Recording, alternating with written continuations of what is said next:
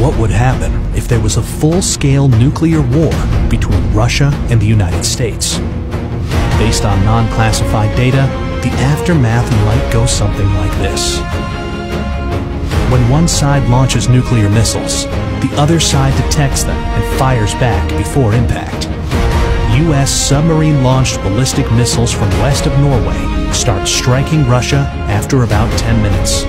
And Russian ones from north of Canada start hitting the U.S. a few minutes later.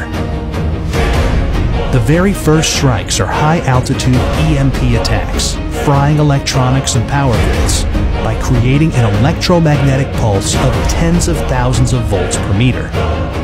The next strikes target command and control, as well as nuclear launch facilities.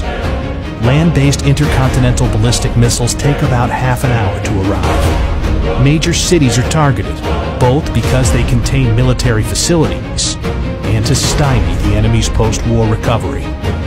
Some cruise missiles take hours to reach their target. Each impact creates a fireball about as hot as the core of the sun, followed by a radioactive mushroom cloud. These intense explosions vaporize people nearby and cause fires and blindness further away. The fireball expansion then causes a blast wave that damages buildings, crushing nearby ones.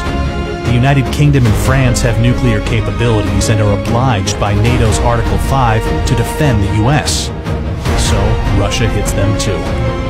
Firestorms engulf many cities, where storm-level winds fan the flames, igniting anything that can burn, melting glass and some metals, and turning asphalt into flammable hot liquid. But the explosions, the electromagnetic pulse, and the radioactivity aren't the worst part. Nuclear winter is, caused by the black carbon smoke from the nuclear firestorms. The Hiroshima atomic bomb caused such a firestorm, but today's hydrogen bombs are much more powerful. A large city like Moscow, with almost 50 times more people, can create much more smoke. And a firestorm sends plumes of black smoke up into the stratosphere, far above any rain clouds that would otherwise wash out the smoke. This black smoke gets heated by sunlight, lofting it like a hot air balloon for up to a decade.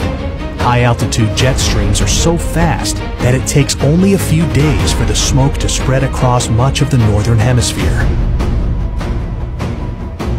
In the meantime, Earth gets freezing cold, even during the summer, with farmland in Kansas cooling by about 20 degrees centigrade or 40 degrees Fahrenheit, and other regions cooling almost twice as much.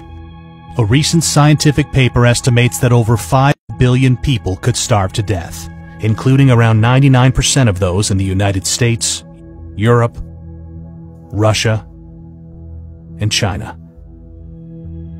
We obviously don't know how many people will survive a nuclear war.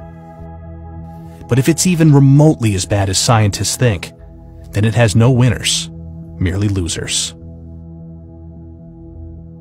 It's easy to feel powerless, but the good news is that there is something you can do to help. Please share this video, because the more people know about nuclear war, the less likely it is that we'll start one.